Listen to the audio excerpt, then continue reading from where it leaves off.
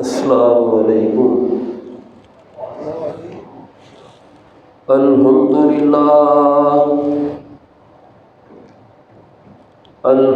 للہ نحمده ونستعینه ونستغفره ونؤمن به ونتوکل علیہ ونعوذ باللہ من شرور انفسنا ومن سیئات اعمالنا من يهده الله فلا مضل له ومن يضلله فلا هادي له وأشهد أن لا إله إلا الله وحده لا شريك له وأشهد أن محمدًا عبده ورسوله أما بعد فإن أحسن الحديث كتاب الله فأحسن الهدي هدي محمد صلى الله عليه وسلم وشر الأمور محدثاتها وكل محدثة بدعة وكل بدعة ضلالة وكل ضلالة في النار۔ اللهم صل على محمد وعلى آل محمد كما صليت على إبراهيم وعلى آل إبراهيم إنك حميد مجيد۔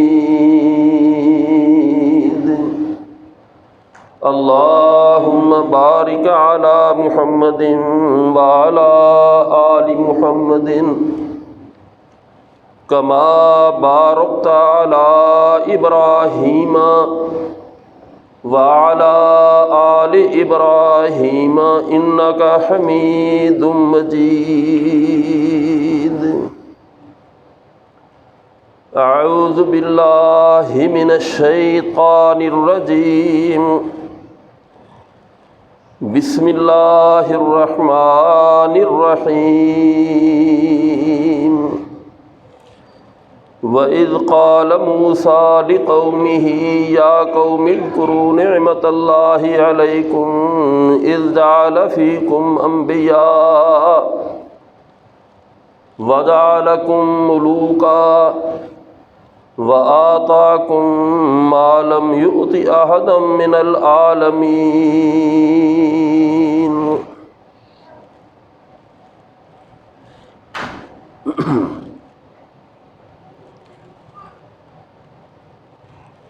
اللہ تعالی نے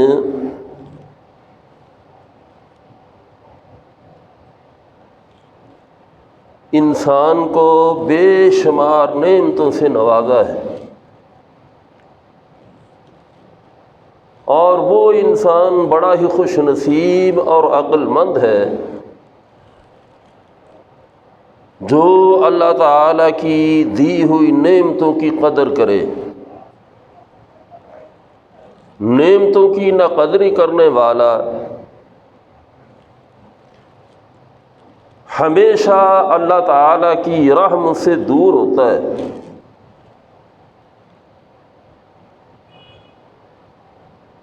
وہ قومیں جنہوں نے اللہ تعالی کی نعمتوں کی قدر کی، ان کے بھی تذکرے قرآن مجید میں موجود ہیں، جو نافرمان تھیں، ناشکری تھیں، اللہ کی نعمتوں کی ناقدری کرتی رہیں، ان کے بھی تذکرے قرآن مجید میں موجود ہیں۔ تو اللہ تعالی نے دونوں کا موازنہ کر کے ہمیں یہی چیز سمجھائی، ناشکری اور نعمتوں کی ناقدری کرنے والی قومیں وہ تباہ و برباد ہو گئیں۔ ان کے دنیا سے مٹ جانے کے بعد قیامت تک ان کا تذکرہ برے الفاظ سے ہوتا رہے گا۔ وہ لوگ جنہوں نے اللہ تعالیٰ کی نعمتوں کی قدر کی، ان کا تذکرہ قیامت تک اچھے الفاظ سے ہوتا رہے گا۔ اور ساتھ یہ بھی فرمایا کہ جس طرح ان کا تذکرہ اچھے الفاظ سے ہوگا، اسی طرح جب وہ میرے پاس آئیں گے تو میں بھی ان کی اچھی مہمان نوازی کروں گا۔ فرمایا نزلا من غفور الرحیم، تمہارا رب کسی کی نعمت، کسی کی محنت کو ضائع نہیں کرتا۔ فرمایا کہ میری طرف سے ان کی اس قدر اچھی مہمان نوازی کی جائے گی کہ اس مہمان نوازی کو وہ دیکھ کر دنیا میں ملنے والی تمام نعمتوں کو بھول جائیں گے۔ اب انسان کی مرضی ہے کہ انسان ان دو گروہوں میں سے کس کو پسند کرتا ہے اور کس کے ساتھ وہ شامل ہونا چاہتا ہے۔ اللہ نے اختیار دے دیا۔ ان دو گروہوں میں سے وہ گروہ جنہوں نے اللہ کی نعمتوں کی قدر کی، وہ اس امت میں سب سے پہلے اللہ کی نعمتوں کی قدر کرنے والے رسول اللہ صلی اللہ علیہ وآلہ وسلم کے صحابہ کرام تھے۔ اس امت میں جس امت کی طرف رسول اللہ آئے، سب سے پہلے اللہ کی نعمتوں کی نہ شکری نہ قدری کرنے والا ابو جہل اور ابو لہب تھا۔ یہ میں اپنی طرف سے نہیں کہہ رہا، قرآن مجید آپ اٹھا کے دیکھیں۔ اللہ تعالیٰ فرماتے ہیں کہ رسول اللہ کا تمہاری طرف آنا یہ بھی میری ایک نعمت ہے۔ جس نے اس نعمت کی قدر کی، میں نے اس کو کامیاب کر دیا۔ اب دیکھ لیں سیدنا بلال رضی اللہ تعالی عنہ، میں دوسرے صحابہ کا تذکرہ نہیں کرتا، آپ ان کی زندگی دیکھیں، ابتدائی زندگی کیسی ہے۔ یعنی آزادی سے وہ اپنا سانس بھی نہیں لے سکتے، اپنی مرضی سے سانس بھی نہیں لے سکتے، کوئی قدر و قیمت نہیں۔ حتیٰ کہ جب انہوں نے اسلام قبول کیا تو اللہ کے ہاں ان کی قدر و قیمت ہوئی۔ تو اس وقت امیہ نے پتہ کیا کہا تھا؟ امیہ نے ان کو مخاطب کر کے کہا تھا کہ اے بلال، تم میرے احسانات کو بھول گیا ہے۔ ان احسانات میں سے امیہ نے جو اپنا احسان جتلایا تھا وہ یہ تھا کہ تجھے تو کوئی قیمتاً خریدنے کے لیے تیار نہیں تھا، قیمتاً خریدنا تو درکنار، تجھے کوئی مفت لینے میں تیار نہیں تھا۔ یہ امیہ کے الفاظ تھے، میں نے تجھے قیمتاً خریدا اور تجھے کوئی کھلانے کے لیے تیار نہیں تھا، میں نے تجھے کھلایا۔ جو سب سے پہلا احسان امیہ نے سیدنا بلال رضی اللہ تعالی عنہ کے سامنے بیان کیا وہ یہ تھا کہ میں نے تجھ پر اتنے احسان کیے ہیں، تجھے کوئی قیمتاً خریدنے کے لیے یا ویسے مفت لینے کے لیے تیار نہیں تھا، میں نے تجھے قیمتاً خریدا پھر میں تیرے اخراجات برداشت کرتا رہا، تو آج تو میرے ان احسانات کو فراموش کر کے محمد کے غلاموں میں شامل ہو گیا ہے۔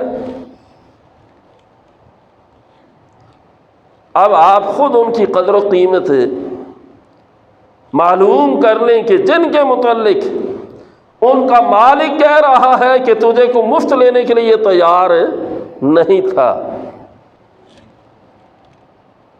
تو جب اس بندے نے اللہ کی نعمت کی قدر کی، رسول اللہ کی نبوت کو تسلیم کر لیا، اللہ کا وہ شکر گزار بندہ بن گیا، اب اس کی قدر و قیمت کیا ہوئی کہ اس سے رسول اللہ خود پوچھتے ہیں کہ اے بلال مجھے بتلا تیرا کون سا عمل ہے کہ جس عمل کی بنا پر تیری جوتیوں کی آہٹ کو، تیرے چلنے کی آواز کو میں نے جنت میں اپنے کانوں سے سنا ہے۔ اب یہ دیکھیں اللہ کس طرح مقام دیتے ہیں اس بندے کو جو اللہ کی نعمت کی قدر کرتا ہے۔ چلتا وہ زمین پر، اس کے چلنے کی آواز رسول اللہ صلی اللہ علیہ وسلم جنت میں سنتے۔ آپ خود اندازہ لگائیں، یہ میں اس بندے کی بات کر رہا ہوں کہ اسلام قبول کرنے سے پہلے رسول اللہ صلی اللہ علیہ وسلم کے ساتھ تعلق جوڑنے سے پہلے اس کی کیا حالت تھی۔ تو جب رسول اللہ صلی اللہ علیہ وسلم کے ساتھ تعلق جوڑ لیا تو اب اللہ نے کتنا مقام دیا۔ تو اس سے یہ پتہ چلتا ہے کہ انسان کا مقام کب بنتا ہے، انسان قابل عزت قابل احترام کب ہوتا ہے، جب وہ اپنے تعلق کو رسول اللہ صلی اللہ علیہ وسلم کے ساتھ جوڑ لے۔ رسول اللہ کے ساتھ تعلق کو توڑنے والا کبھی قابل عزت قابل احترام نہیں ہوتا۔ آپ کے ساتھ تعلق جوڑنے والا قابل عزت ہے، قابل احترام ہے۔ یہی وجہ ہے کہ وہ لوگ جنہوں نے اللہ کی اس نعمت کی قدر کرتے ہوئے اپنے تعلق کو رسول اللہ صلی اللہ علیہ وسلم کے ساتھ جوڑ لیا، ان کا جس قدر تعلق آپ کی ذات سے مضبوط تھا، زیادہ تھا، اس قدر اللہ تعالیٰ نے ان کے مقام کو بھی زیادہ فرما دیا۔ صحابہ میں سے سب سے زیادہ تعلق مردوں میں سے رسول اللہ صلی اللہ علیہ وسلم کی ذات کے ساتھ کس کا تھا؟ صدیق اکبر رضی اللہ تعالی عنہ۔ تو اسی لیے رسول اللہ صلی اللہ علیہ وسلم ارشاد فرمایا کرتے تھے کہ لوگوں، اس دنیا میں ایک مرد اور ایک عورت ایسی ہے کہ جس کے احسانات کا بدلہ جو انہوں نے مجھ پر کیے میں دنیا میں نہیں دے سکتا، ان کی احسانات کا بدلہ اللہ ان کو قیامت والے دن دے گا۔ اور کسی کے متعلق نہیں فرمایا، صرف دو ہستیوں کے متعلق فرمایا۔ مردوں میں سے وہ ہستی، اس کا نام تھا جناب صدیق اکبر رضی اللہ تعالی عنہ، اور عورتوں میں سے وہ ہستی، ان کا نام سیدہ خدیجہ الکبریٰ رضی اللہ تعالی عنہا ہے۔ اب ذرا اس بات پر غور کریں کہ ان دو کے متعلق آپ نے یہ الفاظ کیوں ارشاد فرمائے، یہ دو اس مقام پر کیوں فائز ہوئے؟ رسول اللہ صلی اللہ علیہ وسلم نے ارشاد فرمایا کہ جب اللہ کے دین کو مال کی ضرورت تھی اور مجھے دلاسا دینے والے کی ضرورت تھی، تو ان دونوں ہستیوں نے خدیجۃ الکبریٰ اور سیدنا صدیق اکبر رضی اللہ تعالی عنہ نے مال بھی میرے حوالے کر دیا اور جہاں ضرورت پڑی وہاں میرے ساتھ بھی رہے اور مجھے دلاسا بھی دیتے رہے۔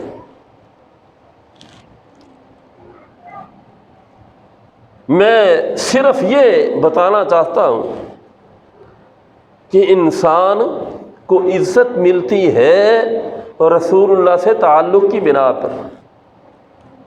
جتنا آپ کا تعلق رسول اللہ کی ذات سے مضبوط ہوگا اس قدر آپ لوگوں کے ہاں بھی عزت والے ہوں گے اور اللہ تعالیٰ کے ہاں بھی آپ معزز ہوں گے۔ اگر آپ اپنے تعلق کو کمزور کر لیں، جس قدر آپ کا تعلق کمزور ہوگا اس قدر ہی یہ مقام کم ہوتا چلا جائے گا۔ اب آپ دیکھیں، جو رسول اللہ صلی اللہ علیہ وسلم کے ساتھ تعلق ہے وہ دنیا کے مال و متاع کی بنا پر نہیں ہوتا، وہ دلی اور قلبی محبت کی بنا پر ہوتا ہے۔ ایک آدمی رسول اللہ صلی اللہ علیہ وسلم کی خدمت میں حاضر ہوتا ہے،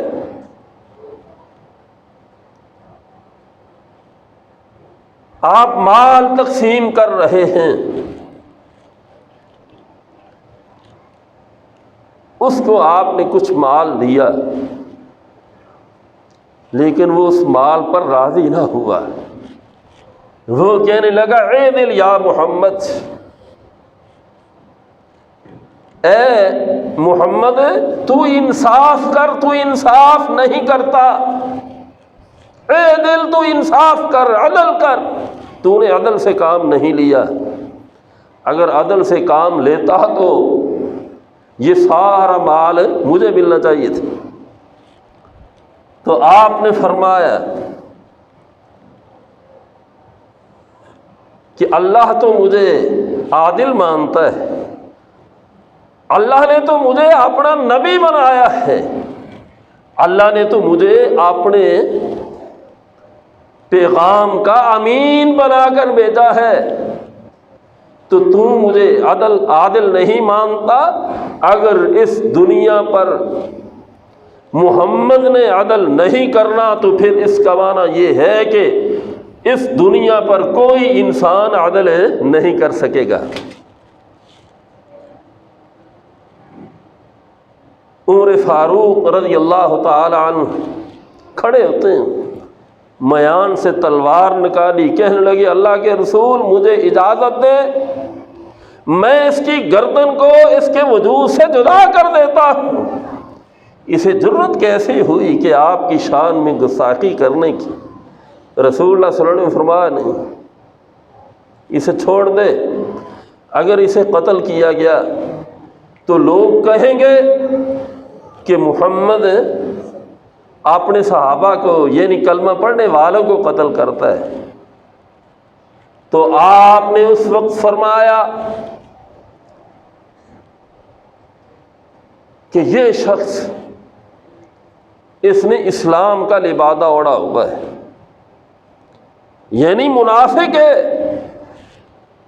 اور فرمایا کہ اس کی اولاد سے، اس کی پشت سے ایسے لوگ پیدا ہوں گے کہ قرآن پڑھیں گے، قرآن ان کے حلقوں سے نیچے نہیں اترے گا، یعنی وہ نام تو اسلام کا لیں گے، محبت کا اظہار میرے ساتھ کریں گے، لیکن ان کا عمل، ان کا فعل، ان کی طور اطوار جو ہے وہ کلیتاً میری سنت کے خلاف ہوں گے۔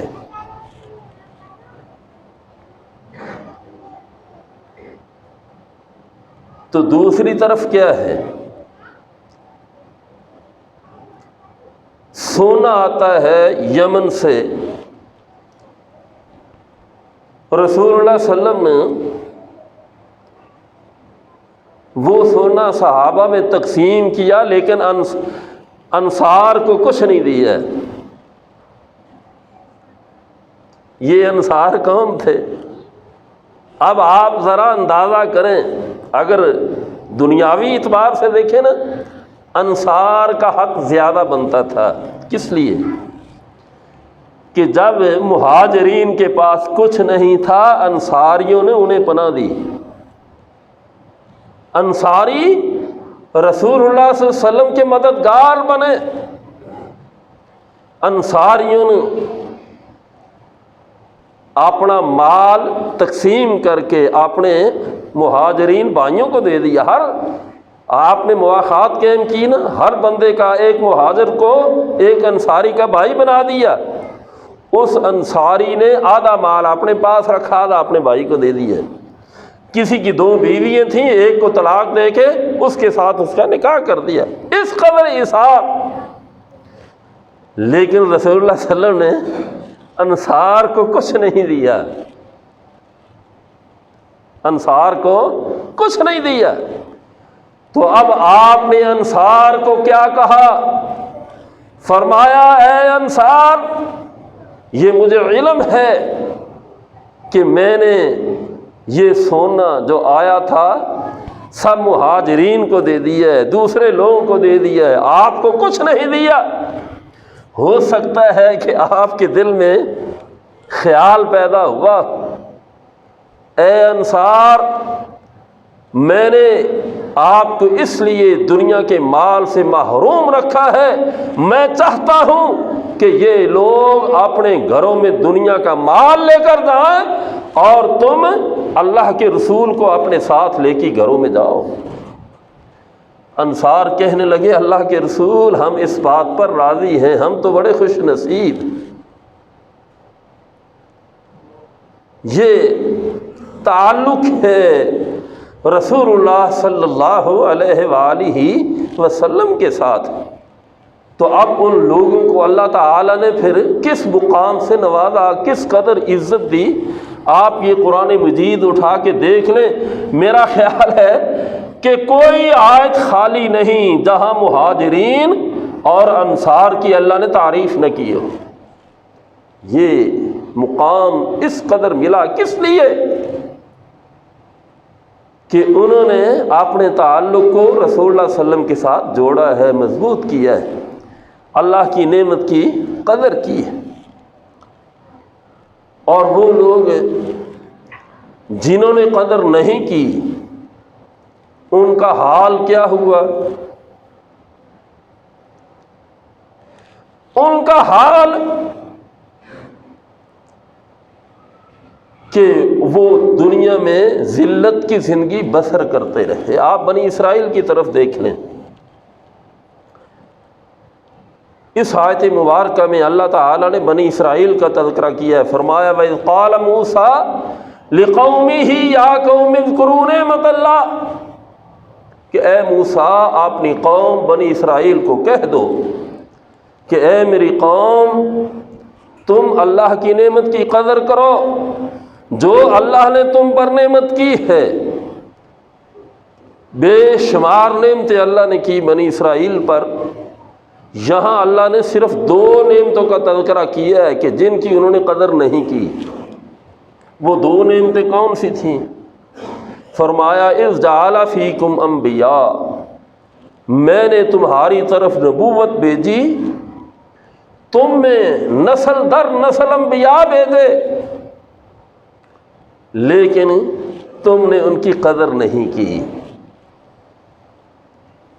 آگے فرمایا وَجَعَلَكُم مُلُوكًا، تم غلام تھے، میں نے تمہیں آزادی دی، تم نے آزادی کی قدر نہیں کی۔ یہ 2 نعمتیں۔ اب ان 2 نعمتوں کی سزا انہیں کیا ملی؟ سزا یہ ملی، فرمایا کہ 40 سال تک تم ایک میدان میں گھومتے پھرو گے۔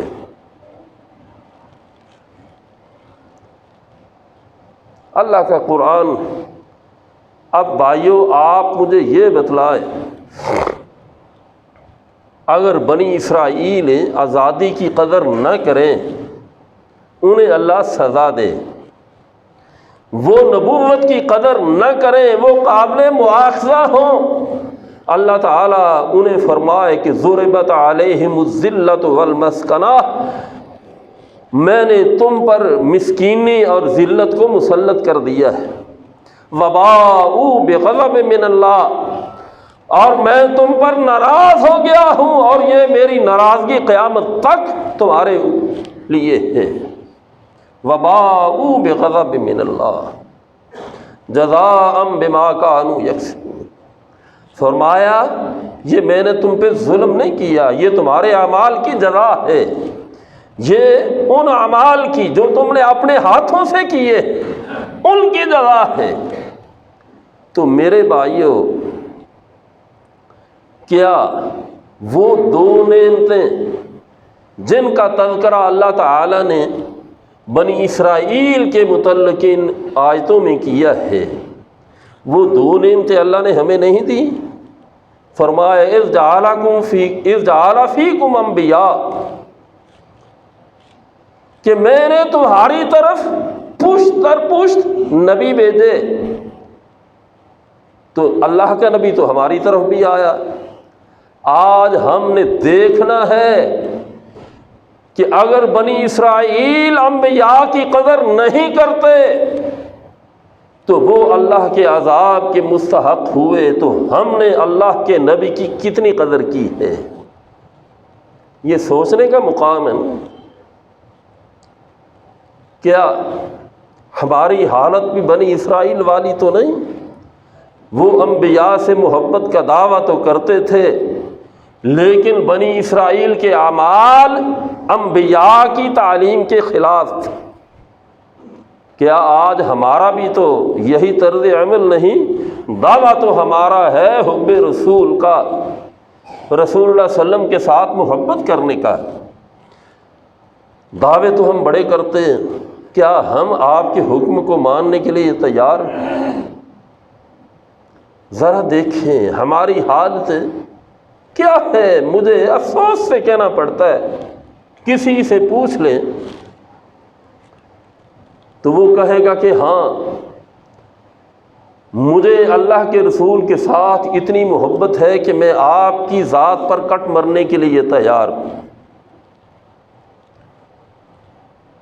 وہ ظاہری طور پر جان نثار کرنے کے لیے تیار ہوگا، لیکن جب عملی صورت آتی ہے تو کیا ہمیں وہ شکل پسند ہے کہ جو ہمارے نبی کی شکل تھی؟ ہمیں وہ لباس پسند ہے جو ہمارے نبی کا لباس تھا؟ اب ہم فیل ہو جاتے ہیں۔ ہمارا ایمان کتنا مضبوط ہے، رسول اللہ صلی اللہ علیہ وسلم کے ساتھ محبت ہے کتنی مضبوط ہے۔ شیخ سعدی نے ایک حقائق بیان کی ہے کہ ایک عابد زاہد نماز پڑھ رہا تھا، ایک عورت نے اپنے محبوب کو کافی دیر بعد، کافی عرصے بعد دیکھا، وہ اس کی محبت میں بھاگی، تو یہ زاہد عابد ایک نماز پڑھ رہا تھا، وہ اس کے آگے سے گزر گئی، اسے خبر بھی نہیں۔ جب وہ واپس آئی نا تو زاہد اپنی عبادت سے فارغ ہو چکا تھا، کہنے لگا کہ تو نے میری نماز خراب کر دی ہے، سائر سے گزر جاتی، تو نے میری نماز خراب کی، میرے آگے سے گزر گئی۔ تو اس عورت نے پتہ کیا جواب دیا ہے؟ شیخ سعدی کہتے ہیں کہ وہ عورت کہنے لگی بھی میری محبت اس آدمی سے تھی، وہ میرا محبوب تھا، میں اس کی محبت میں اس قدر پاگل ہو گئی کہ مجھے دنیا کی خبر نہیں تھی، مجھے کوئی پتہ نہیں کہ تو نماز پڑھ رہا تھا کہ نہیں، مجھے اس چیز کی کوئی خبر نہیں، لیکن مجھے افسوس ہے کہ تو محبت کر رہا تھا کس کے ساتھ؟ جو ساری کائنات کا پالنے والا ہے۔ تو اپنے رب کے ساتھ اپنا تعلق تو نے جوڑا ہوا تھا، لیکن مجھے اس چیز پر افسوس ہے کہ تعلق رب سے ہو اور خبر تجھے ہر چیز کی ہو۔ یہ کیسے ہو سکتا ہے؟ یہ نہیں وہ ایک چیز سمجھا گئی کہ جب انسان کے دل میں محبت ہو، انسان اپنے تعلق کو رب کے ساتھ جوڑتا ہے تو وہ تعلق اس طرح کا ہونا چاہیے کہ اسے آس پاس کی خبر نہ ہو، آس پاس کی خبر نہ ہو۔ تو آج ناراض نہ ہونا، ہمارے سارے حساب و کتاب بھولی ہوئی چیزیں ہمیں نماز میں یاد آتی ہیں۔ تو میرے بھائیوں، ہماری محبت کا، ہمارے ایمان کا معیار کیا ہے کہ رسول اللہ صلی اللہ علیہ وسلم نے فرمایا ہے اسے معاف کر دو۔ جب پورا ذخیرہ حدیث دیکھ لو، رسول اللہ صلی اللہ علیہ وسلم نے کسی چیز کا نام لے کر نہیں کہا کہ اسے معاف کر دو۔ ویسے معافی کی فضیلت بتلائی ہے، فرمایا جو لوگوں کو معاف کرتا ہے اللہ اس کو معاف کر دیتا ہے، فلاں ہے فلاں ہے، لیکن کسی چیز کا نام لے کر کہا ہو کہ اسے معاف کر دو، وہ صرف ایک چیز کے متعلق کہا ہے، فرمایا اس کا نام لے کر کہا ہے واف اللہ، اس داڑھی کو معاف کر دو، معاف کر دو، اے اہل ایمان اسے معاف کر دو۔ اب ہماری محبت کیسی ہے، ہمارا ایمان کتنا مضبوط ہے، ذرا اندازہ لگائیں، ناراض نہ ہو۔ اس کا وزن کتنا ہوگا؟ میرا خیال ہے 1 تولہ بھی چند ماشے ہوگا۔ ہمارا ماشاءاللہ ایمان اتنا مضبوط ہے کہ وہ ایمان چند ماشوں کا وزن نہیں اٹھا سکتا جن بالوں کے متعلق رسول اللہ صلی اللہ علیہ وسلم نے نام لے کر کہا ہے کہ اے میری امت اسے معاف کر دو۔ پھر ہم کہتے ہیں کہ ہم محبت میں سچے ہیں۔ آپ خود اندازہ لگائیں، خود اندازہ لگائیں۔ اللہ تعالیٰ نے بنی اسرائیل کو بھی آزادی دی، فرمایا نبوت بھی دی، آزادی بھی دی۔ اللہ نے ہمیں بھی رسول اللہ صلی اللہ علیہ وسلم جیسا نبی عطا کیا۔ ہم نے آپ کی کیا قدر کی ہے؟ قدر اصل میں کیا تھی کہ ہم آپ کی سیرت کو اپناتے ہیں۔ یہ جو کفار ہیں ان کو توہین کرنے کی ہمت کیوں ہوتی ہے؟ یہ آپ کی توہین اس لیے کرتے ہیں، ان کے حوصلے اس لیے بلند ہوتے ہیں کہ ہم آپ کی سیرت کو اپناتے نہیں، ہمارا عمل دیکھ کر۔ چاہیے تو یہ تھا اگر وہ توہین کرتے ہیں اس قدر ہم رسول اللہ صلی اللہ علیہ وسلم کی سیرت کو اپناتے ہیں۔ اب آپ کہتے ہیں جی فلاں نے صحابہ کی توہین کی، یہ ہے وہ ہے۔ آپ نے کبھی غور بھی کیا ہے کہ یہ توہین ہوتی کیوں ہے؟ ہوتی اس لیے ہے کہ آپ صحابہ سے محبت کا دعویٰ تو کرتے ہیں لیکن اپنے عمل سے اس محبت کو ثابت نہیں کرتے۔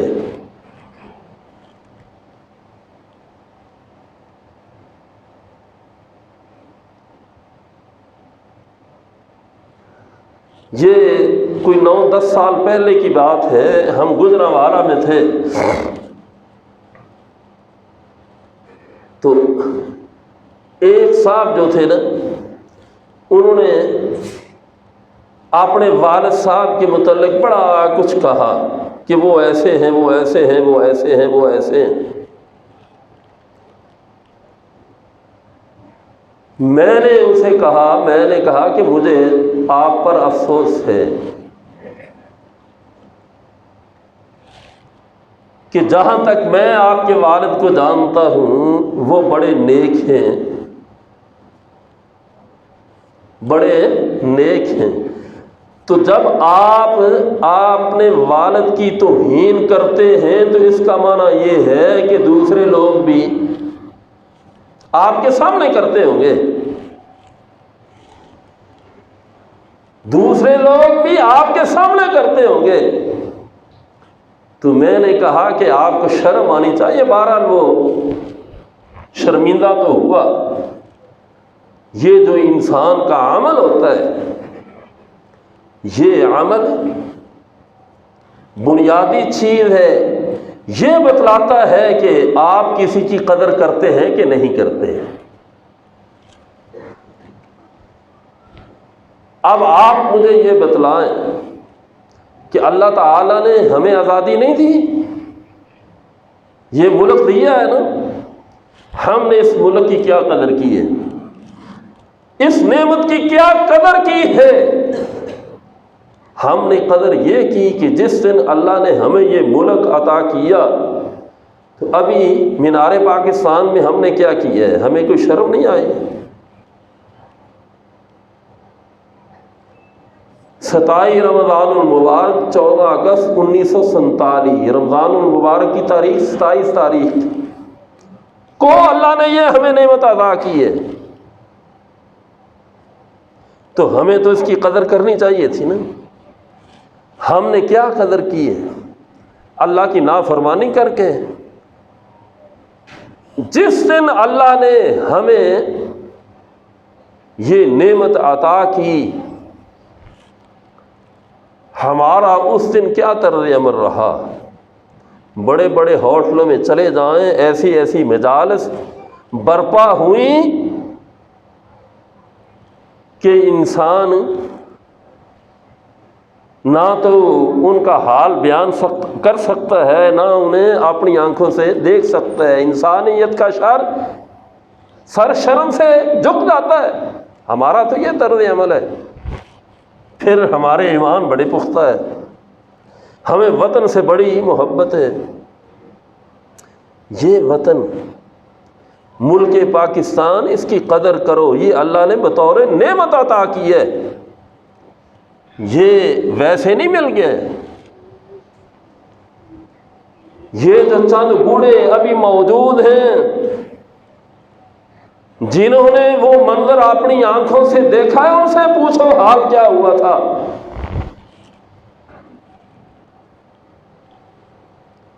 ہماری کئی مائیں بہنیں جو آزادی کے وقت ان کے قبضہ میں آئیں، انہوں نے ہندو اور سکھ اولاد پیدا کی۔ صرف ایک واقعہ آپ کے سامنے رکھنا چاہتا ہوں، دل کو بڑی تکلیف ہوتی ہے۔ 1952 میں 52 میں فیصل آباد دھوبی گھاٹ میں اہل حدیث آل پاکستان کانفرنس ہوئی تھی۔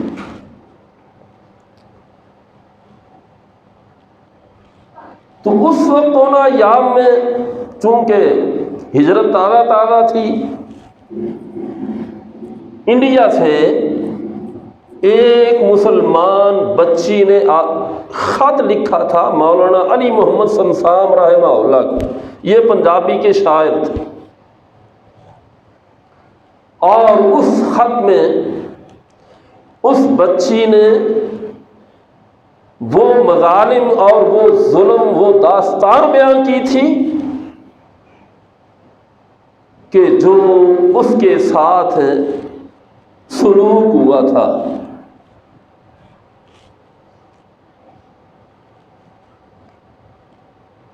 اب وہ جو سلوک انہوں نے کیا درندوں نے،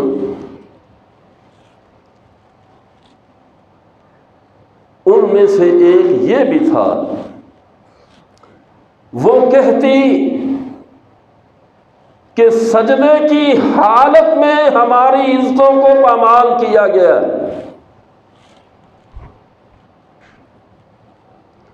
مولانا علی محمد سنسام رحمہ اللہ نے اس خط کو پنجابی اشعار میں ڈالا، اس کلام کو منظوم بنایا، نظم بنائی۔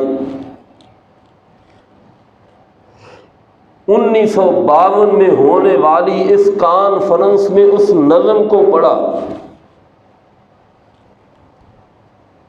صرف 3 شعر پڑھے ہیں، زیادہ نہیں، یعنی 2 شعر مکمل ہو گئے تھے، تیسرا ابھی آدھا ہوا تھا۔ چاروں طرف سے چیخوں کی آواز آ رہی تھی، کچھ لوگ بے ہوش ہو چکے تھے، اپنی عقل کو کھو چکے تھے۔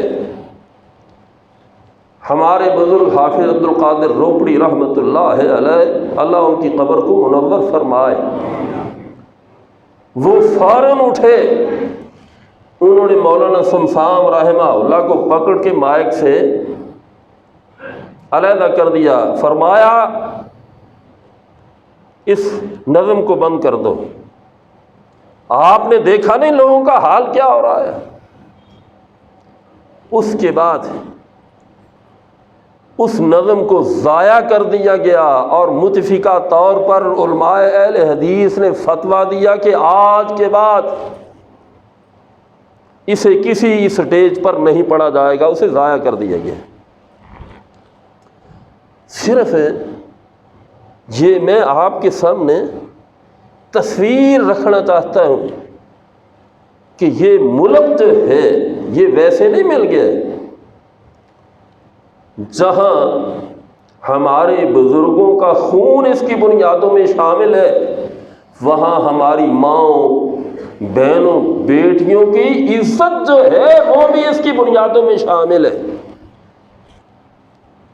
تو وہ قوم میں بد نصیب تو نہیں کہتا، کتنی خوش نصیب ہوگی کہ اس کو ایک چیز جو ہے وہ اپنی ماؤں بہنوں کی عزت پر ملی ہو، بطور قیمت اسے ماؤں بہنوں کی عزت دینی پڑی ہو، تو پھر وہ اس قوم اس چیز کی قدر نہ کرے۔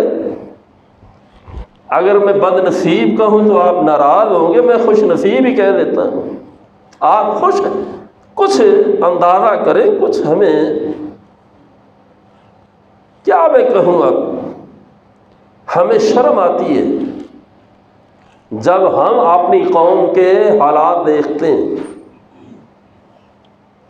ہم یہ سمجھتے ہیں کہ ملک ویسے بن گیا تھا، نہیں، یہ اللہ کی نعمت ہے، اس کی قدر کرو۔ اللہ فرماتے ہیں میں نے بنی اسرائیل کو آزادی جیسی نعمت دی، اور لم یؤت احدا من العالمین فرمایا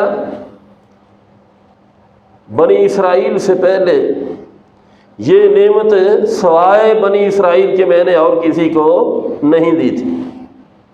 یہ نعمت بنی اسرائیل کو ملی، اس کے بعد یہ نعمت اللہ تعالی نے امت محمدیہ کو عطا کی۔ لیکن میرے بھائیو، آج ہم نے سوچنا ہے، ہمیں اپنے گریباں میں منہ ڈال کر دیکھنا چاہیے، گریباں میں جھانکنا چاہیے کہ ہم نے اللہ تعالیٰ کی اس دی ہوئی نعمت کی کس قدر کی ہے۔ تو اللہ فرماتے ہیں لَإِن شَكَرْتُمْ لَأَزِيدَنَّكُمْ، اگر تم میری نعمتوں کا شکریہ ادا کرو گے، لَأَزِيدَنَّكُمْ، میں نعمتیں زیادہ ادا کروں گا، وَلَئِن شَكَرْتُمْ لَأَزِيدَنَّكُمْ وَلَئِن كَفَرْتُمْ، اگر تم نے ناشکری کی، میری نافرمانی میں بڑھتے چلے گئے، ان عذابی لشدید، تو پھر تم پر مختلف صورتوں میں میری طرف سے عذاب مسلط کیا جائے گا۔ اب آپ خود فیصلہ کر لیں۔ میری دعا ہے کہ اللہ تعالی ہمیں حقائق کو سمجھنے کی توفیق عطا فرمائے، اور اپنی نعمتوں کی قدر کرنے کی بھی اللہ ہمیں توفیق عطا فرمائے۔